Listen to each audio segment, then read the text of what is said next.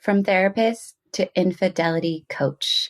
This week, I'm sharing an amazing journey of one of my clients who took her 20 years in the therapy world and transitioned that experience into supporting couples experiencing infidelity as a coach. Hey, I'm Amanda, and welcome to the Best Damn Coach podcast, where I will teach you how to coach yourself, how to coach your clients, and how to run your coaching business.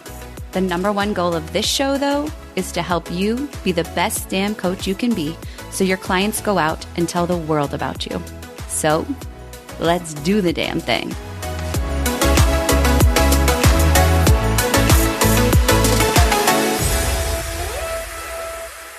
Hey coaches, before we get started on this week's episode, I want to let you in on a brand new training for you that is now live. I've been working on this behind the scenes and I'm so excited to bring it to you starting now.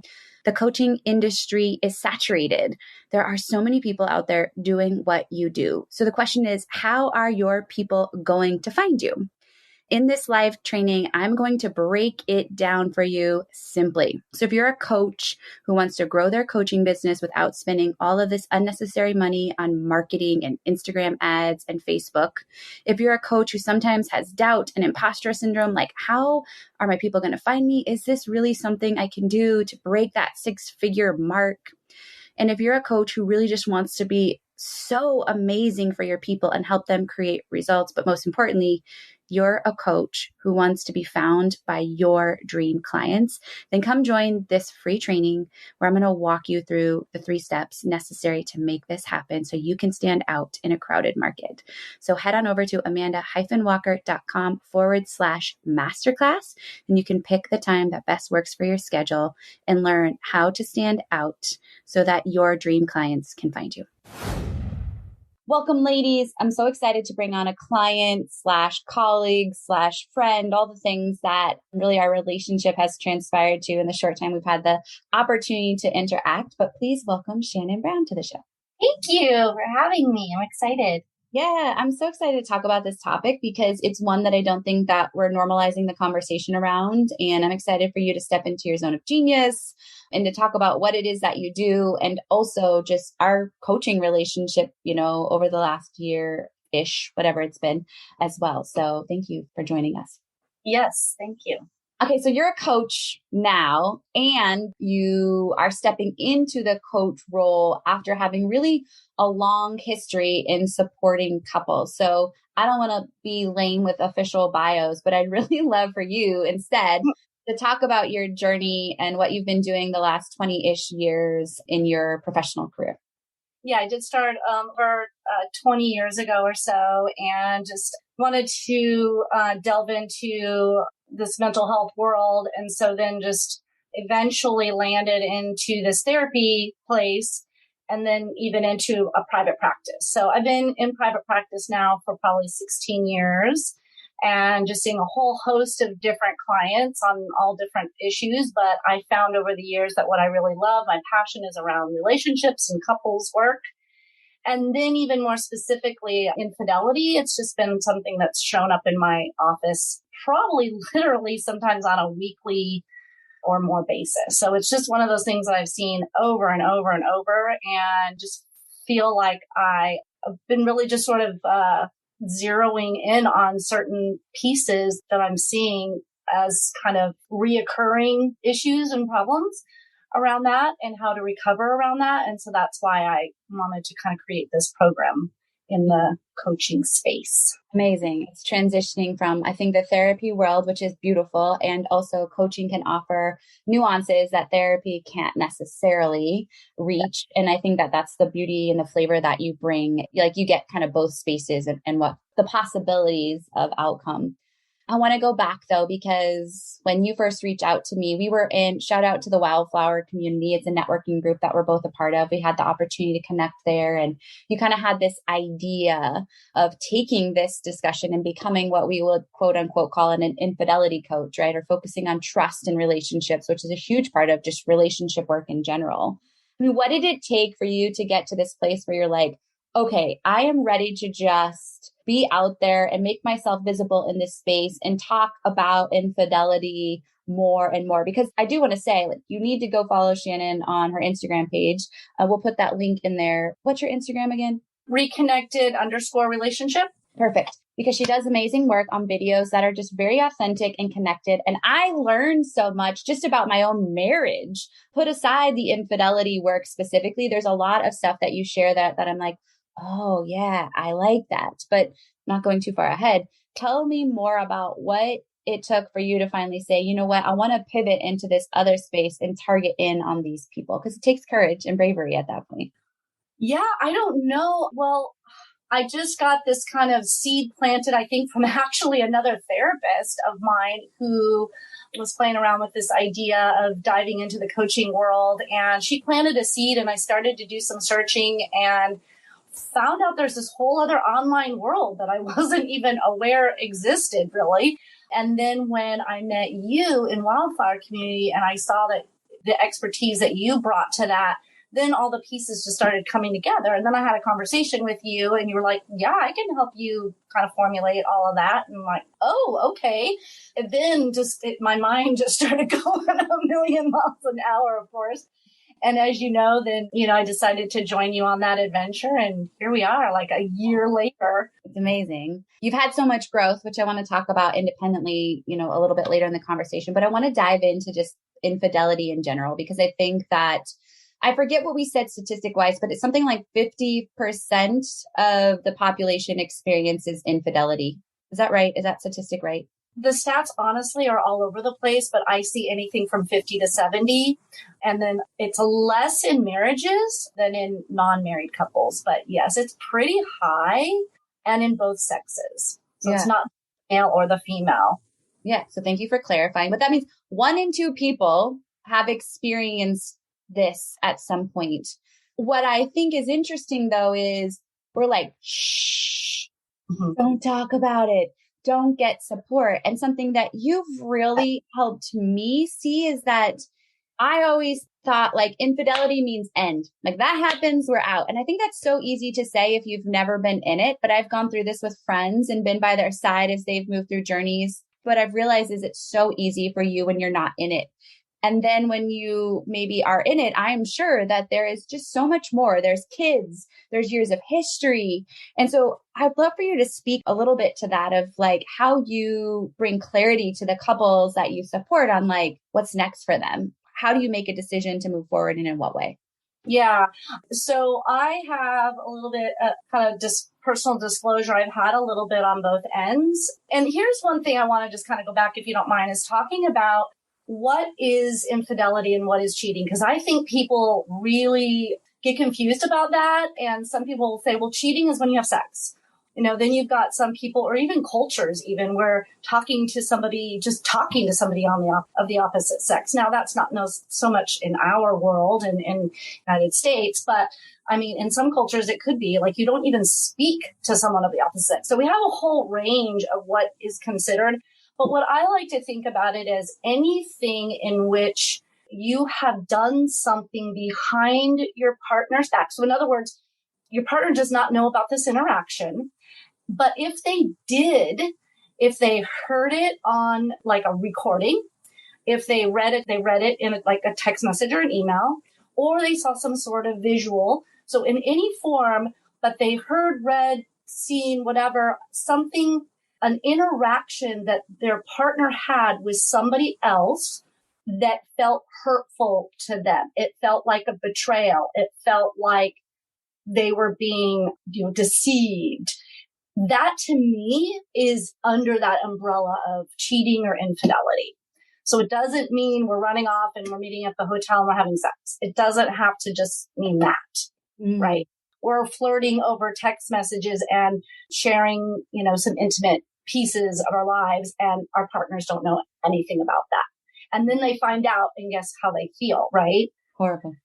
So I have had that I've been on both ends of that. So I've done some of that in a previous marriage. And then I had a little bit of that happen to me as well in my current relationship. And I've, gotten through all of that personally.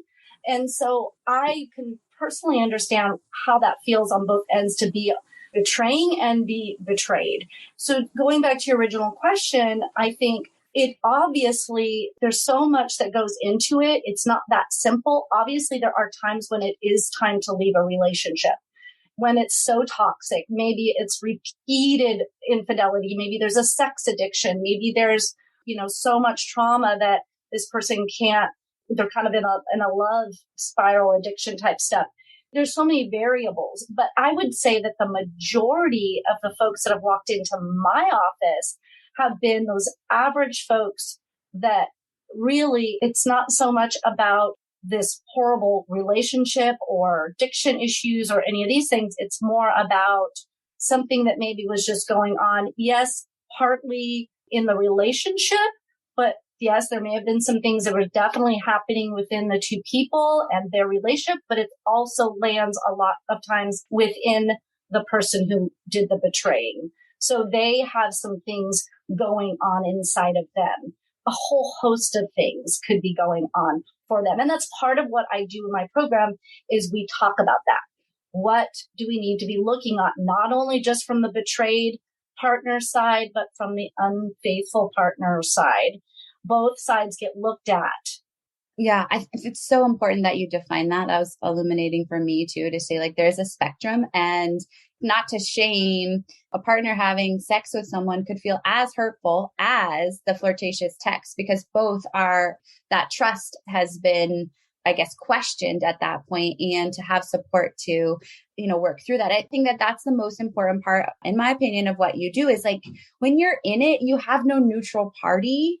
So I think there's oftentimes, and tell me if I'm wrong, I'm sure in this relationship work that where it just keeps doing this because there's somebody that just doesn't have, or there's nobody as a third party that has the tools for us to all take a step back and find a neutral way for us to assess the situation and not be so in our thoughts that they feel like a fact to us. So I'm curious, can you share maybe like some, I think you phrased it as like do's and don'ts. If you find yourself like in this position where you're either confirmed that there's been, some sort of trust broken, like how do you move forward? What's the next steps? Yeah, there's a lot of steps. Of course, there's one of them that's full disclosure, which of course the unfaithful partner doesn't like to hear. They want to just put it under the rug. They don't want to talk about it. It's so shameful. And they don't want to continue to just hurt their partner, which they've already done. So it's very understandable. And so people need to have validation around that. It's understandable. You don't want to talk about it. You just want to move on. Like I said, I was sorry. Let's just move on. I want to do that. That makes sense. But unfortunately, what I have found, and I think we know this even from just research, that we need disclosure. We need to know. The betrayed partner needs to know the ins and outs of what happened. So that's a piece, definitely. And in terms of do's and don'ts, there's so many things that people do and don't do that really sets them back and sets them back and sets them back. And so that's what I have found and why I think it's important to talk about those things, which, I mean, there's a lot of them, but just simple things, even like, as the unfaithful partner, you have to sit in that pain with them. You have to allow your partner to ask you 5,000 questions and then maybe ask those 5,000 questions another 5,000 times. That is like reality for them. That is what they need to process. And yes, there's an endpoint to that. And we talk about that. And we talk about how to deal with those questioning and answer sessions. And I speak to the betrayed partner and let's talk about how you can go about talking to your partner and asking those questions. And so in each piece, I'm always talking about this is what you need to do over here as betrayed partner, and here's what you need to do over here, unfaithful partner. So this all sort of goes to in such a way that you connect around this. Because again, if you're not doing it the right way, if I dare say, you're just setting yourself back to square one. Square. People want to leave the relationship. It's like, this is exhausting. I'm just being betrayed over and over, or the unfaithful partner saying, you know what, I'm just getting blamed over and over and getting questioned over and over. And he or she just keeps bringing it up day after day. And I'm done. I can't handle this anymore. And that's when I think people just give up and want to leave the relationship. Totally. That's why they need you. On that note, can we talk about like what sets you apart as a practitioner focusing on this work? You already said one thing, which I think is super amazing that you could share. Like you've experienced it on both ends. And I think let's pull this back and say, this is kind of like when you hire a business coach who's never run a business, or you hire a weight loss coach who's never been in a place to lose the weight. I'm not saying those people can't be amazing, but I do believe, this is my own personal bias, that we bring a next level of empathy into the coaching relationship, because we can say, like, I get you, like, I've been in the trenches with you. And I think that brings a level of mutualism that I'm sure in the therapy world is a little bit hard to do, because you can't really talk much about that. I do think that's a difference in the coaching element when they say, Shannon gets me, Amanda gets me, she's been there. But what else do you feel like is unique and that you bring to the table with your clients that's unlike what maybe other coaches might offer? Yeah, I think one of the things I see out there, and I definitely do not want to speak for all therapists or coaches, but what I do see is a lot of settling. First of all, just working with, mainly I see working with the betrayed partner. Unfaithful partner kind of gets left out in the wind and gets talked about. And I see this a lot on social media, gets talked about as just the bad person. They're bad. How could you dare stay with them? They're evil. They've got issues, and leave that person, and, all of that. And I don't believe that. Yes, again, as I said before, there's a time and a place for leaving the relationship. There absolutely is. And sometimes that has to happen. But a large majority of the time, these are good people just making some not so good decisions. And haven't we all been there before, where we've made bad decisions in our life? Mm-hmm. And again, when you go through this process with someone who you have hurt and they have hurt you, there's such a potential and a possibility to get even more deep in that relationship with that person, because you went through that pain, and to have better understanding of each other and have deeper, meaningful dialogues. There's just so much potential. And I talk about that in my program, just the possibilities that can come out of staying in this and working through it, mm-hmm. just giving up on it. I like to think that that's what I bring to the table. I know other folks do too. I'm not saying I'm alone in that, but I definitely have this view, and I have this view of both partners. So you're both important. You're both valuable. You both are important. And I'm not going to just say one's good and one's bad and focus on one versus the other and that sort of thing. I really want them both to come and feel, just safe. I love that. I also think that, only because I know the ends of the program too, I love how you kind of allow the couple to go through this self-paced study, if you will, and also support them through these checkpoints. So I think it is different in that you're not in a group, right? Because I think that's also a question, is like, I don't want to show up and do a group program right now. I don't know what that looks like. So they can go in and have these intimate learnings together. And then you can also be a sounding board if they desire it, for them to experience and distill that information after they've taken these learnings, and have that safe space to ask questions too. Yeah. I like the idea of really kind of drilling down, because of obviously every relationship and every situation is a bit different. So they have their own little unique pieces that we need to drill down on in. Infidelity is everywhere. There's not a subset. And you've helped me see this too, when we've been talking about just, helping have access to the communities that, are your best clients. The truth is, those communities are everywhere, because it's, whatever the stat is, like whether it's 50 to 70, even more so. And so it is so common. So I know women right now are listening and are experiencing it, and they're either on one side of the equation or the other. I want to speak a little bit to, sometimes I think that the guilt and shame, because I know this is an objection that you have and likely have from others unconsciously, is they're afraid to step up and say, this happened to us. And they're afraid to say that we need support. So how do you combat that? What do you say to those people that could be listening right now, or might have a friend that they're like, you got to listen to this woman. She could totally support you. What do you say to that?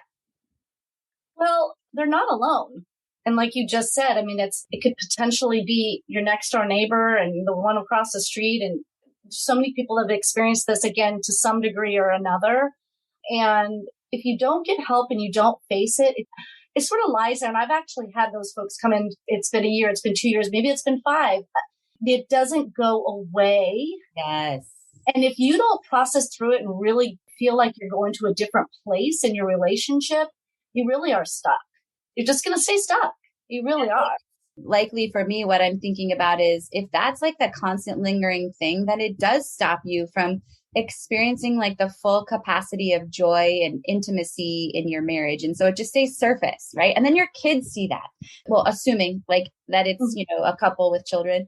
And then you model that for your kids. Like that's what surface level relationships. And for me, that's really important piece of, who we are as parents for us and, for myself and Justin is showing our kids what's possible for connection and how deep that it can go and showing affection to one another. So they know that that's like a norm and can be how, a husband and wife treat each other.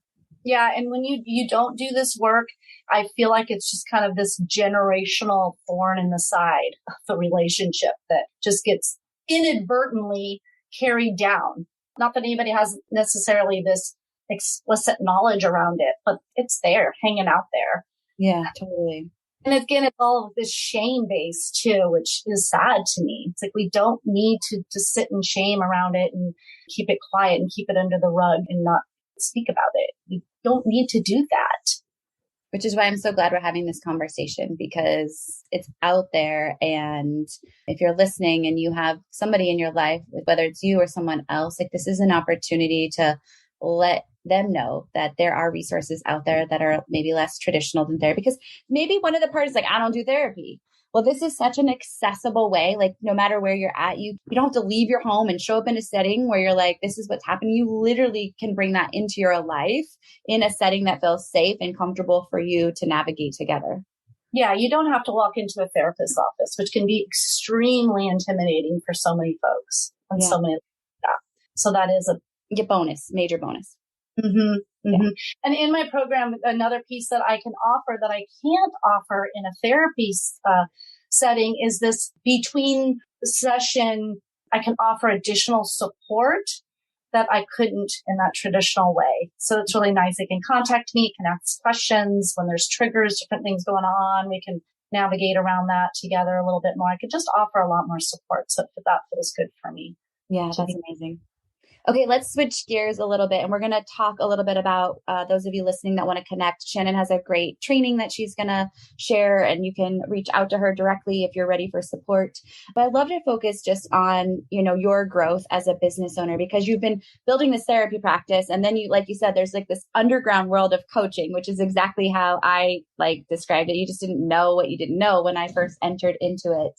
I'd love for you to speak to what have been some of the greatest aha moments as you've gone on this journey and you're beginning to build this online based business. What has been some major learnings about yourself or about business in general? Well, this marketing online is definitely been lots of ahas in that how this all works and how to navigate the online space and funnels and all this lingo that I've learned along the way with you, Amanda. That's just been a little mind blowing, to be honest with you. Yeah. It's funny because when people don't know about it and then you start to talk with them, they just kind of glaze over and it's like, I have no idea what you're talking about. I'm like, yeah, I don't even know why I'm talking to you right now because you don't know what I'm talking about because I get that because I was on the other end. But, I don't know, to answer your question, I've had so many aha moments and, to be able to write one of the things you first had me do, which was really great. You said, just go write down every single thing that you know and you want, or that everything that you want to teach, write it all down. Remember that? Yeah. And I was like, that was my first assignment. And I was, oh my gosh. At first I thought, how am I going to climb this hill? And then I just set aside an entire day, and I think it took me 12 hours, and I sat my butt in a chair, and for 12 hours, and all I did was write it all down. And I didn't stop except to go to the bathroom and throw some food down for a couple seconds, and then I went on. And it was the greatest experience to put all that down, because wow, I know a lot. Your life's work, right, in this distillation. So just able to see that all on paper, and that was like, wow. And because you just talk about it all day for 20 years. You don't put it down on paper and then formulate it and then categorize it. And then, and I'm still even working on that till this day, is trying to just get it all categorized in my head, all this stuff. Yes. It's always a work in progress. There's always the next evolution. I mean, but I want to reiterate, not to sell yourself short, is when you came to me, you had an idea. Now you're at this place where you have literally video trainings that you wrote and produced and shot in your own home. You had no idea how to do the tech stuff. You have a live webinar. You didn't have a social media channel. Like to just think about I mean, you're an action taker. That's why I like adore working with you so much is you are an action taker. And sometimes too, through this journey, you're taking all the action. The fruits of the labor aren't showing up and you have to have this blind faith and belief and passion in yourself. I mean, I feel it too in this moment of like, just keep going because you clearly know who you want to support and you have to have faith and trust that, you know, the seeds are going to fruit. So I just want to make sure that we reiterate, like you didn't come in with a program built, like you've literally built that from scratch. No, I had nothing. I had zero. I had no online presence. I did not do social media as therapists were really private. So then I had to get out there and start doing videos and just really be vulnerable in a way that I've never been before. This whole marketing and just learning how to work in like a platform like Kajabi and websites and again, funnels and opt-ins and landing pages. What the I know heck was you're speaking the language now. what is this thing? This landing page? Tell me what that is again. Like, it was just, and so I know I probably drove you crazy with all my questions, but not at all. But you were, you were awesome because you never made me feel like stupid or I didn't know what I was doing, or you were very patient with me, which I appreciate. Yeah, absolutely. It's an exciting phase, like that beginning phase. I think there are people that are frustrated at that time of supporting businesses, but I mean, I like that phase and into the growing and scaling phase. But what I love about it is like when that passion is so high and you're on a high for creation and you have this vision, it's like being able to chunk it down for people and direct them to be able to be productive, right? Because it's very tempting because there's so much going on up here. It's like, where do I go? What do I do? And so I actually love that part of coaching, being able to distill down and like get into their vision with them and then be able to be like, okay, let's chunk this down into baby steps so that it doesn't feel so overwhelming that you're just paralyzed from taking action altogether. Oh, yeah, because there's so many pieces. And that's why, again, you said you gave me my first homework assignment. And then from there, you'd say, okay, this is the next thing. This is the next thing. And I know I did some of my things in my order that I wanted because like you would say things like, well, you don't really need the website. I'm like, nope, I need a website. I'm going to do it. You don't really need logo. And no, I need logo and colors. I'm doing my logo. I mean, I just felt like that's what I needed to do. So I know I kind of did it my own way a little bit at times, but so important, right? Is to find like what feels important. I think it's about the intent. Like, are you taking action on those things because you're just so excited and passionate about it, or because you feel like you have to, and that's what's going to make you have credibility as a coach, right? There's really just being aware of the motivation and the feelings that drive that action are so important. Yeah. And I get caught in this, well, what is right? And what's the right next step to do? And I know you've helped me a lot. I literally am about to talk about that. Because I wanted to just say that I think that that's been a really important aspect of growth. I think for many of us, we come from this very performative life conditioning where we're like, we have these people that guide us and we love to have validation from them to say like, yes, you're doing it right. And the reality is in the online space, you and I could start two, like the same businesses doing the exact same thing. And we could do it two different ways and have amazing success. I might really love hosting workshops and you might really love doing live events or whatever the case to, do client attraction. But what I've seen from you two is I've seen that fade a little bit over time and you start to establish this next level of self-trust that like, there really isn't a right way. So much of business building is an experiment and we go out and we try things and we get feedback. And I've seen you be able to take a little bit of emotion out of it and not tell ourselves stories of like things happening that aren't true and just say, okay, I'm gonna go try the thing and it's going to work or it's not, or I'm going to collect the data and then I'm going to go from there. So I think that that's been just like a tremendous amount of growth externally that I've seen from you through the time that we've been together.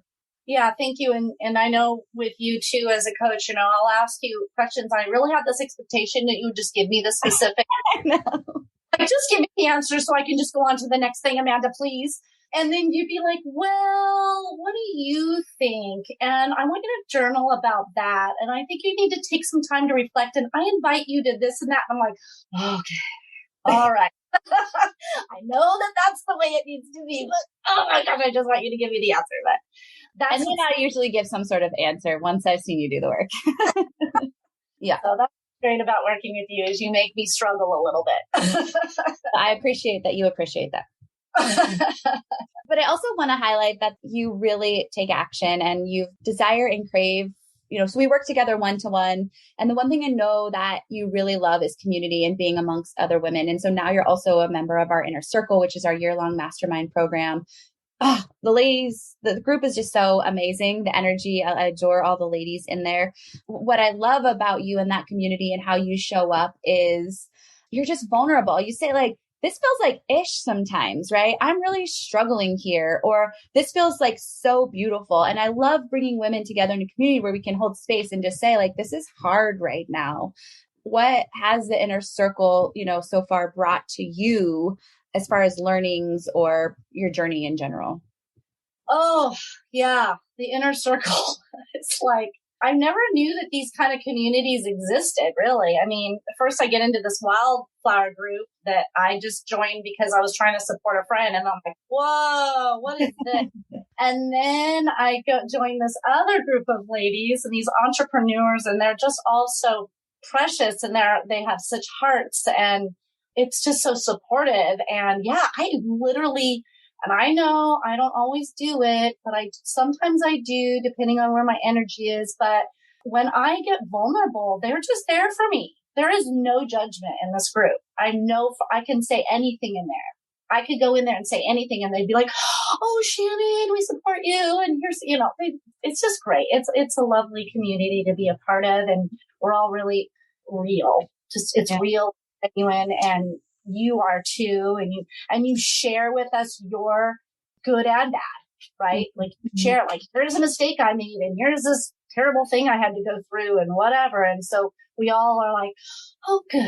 Amanda's had troubles too. So we're not alone, Yeah, no, not at all. And the retreats that are a part of this community for me are so impactful because that being together in real life, while I love, online work, and I think it's the accessibility of our clients is next level when we can do this work.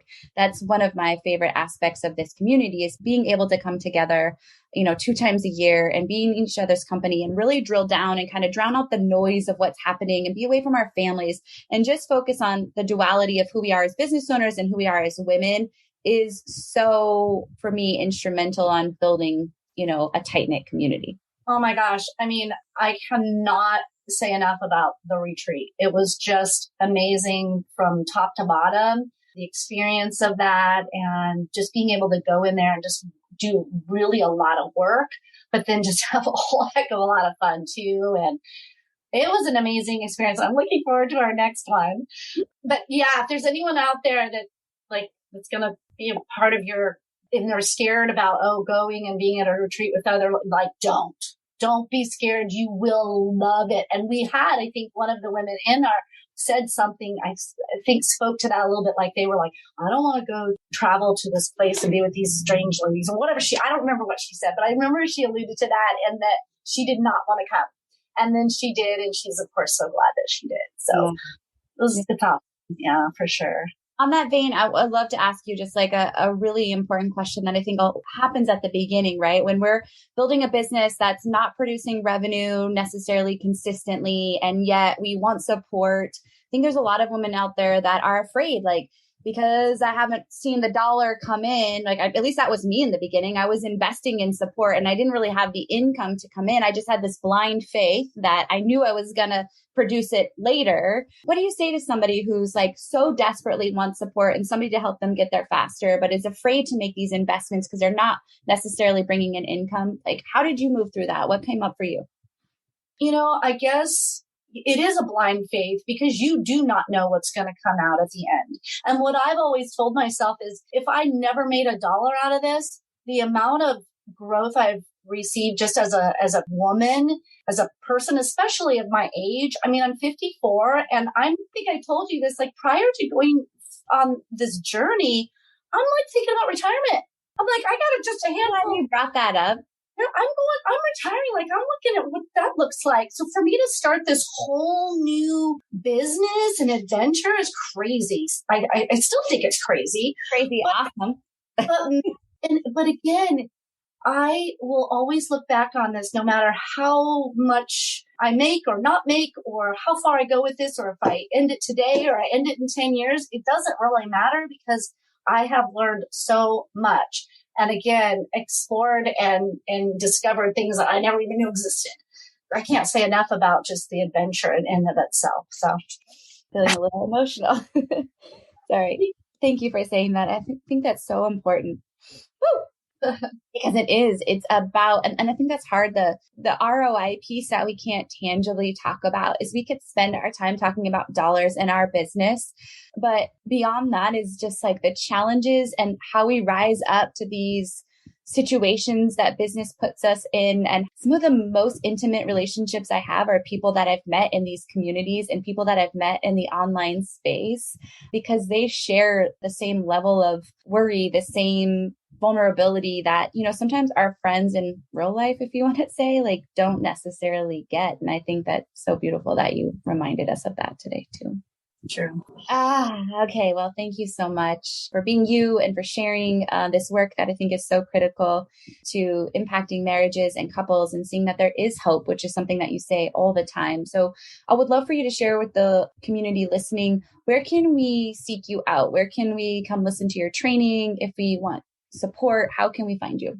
Well, you can definitely, hit me up on Instagram, of course, that you mentioned, the reconnected_relationship. And the link in my bio will take you right to where you need to. You can sign up for my webinar where I just kind of talk about some of the 3 biggest mistakes that couples make in trying to start out this journey of recovery after infidelity. So a little bit of information helps you kind of get a feel for me and gives, hopefully some helpful information. So you can sign up for that and get that right away. Or there's the website, which is just reconnectedrelationship.com. Send you a message on Instagram if you have more questions, but Shannon's open book and just here to support you. And all of the links that she mentioned will be dropped in our show notes. So if you're driving, listening, and can't go right now, you can come back to the amanda-walker.com/podcast and you will see this episode and you can connect more with her. So thank you so much for spending time with us. I'm grateful for you. I am so grateful for you. Thank you, Amanda. One of the most important things you will ever do as a coach is ask questions. So I've put together a simple go-to resource that you can have in your back pocket as a coach of 10 powerful questions I believe every coach should know. So go ahead and head on over to amanda-walker.com/questions to grab yours now.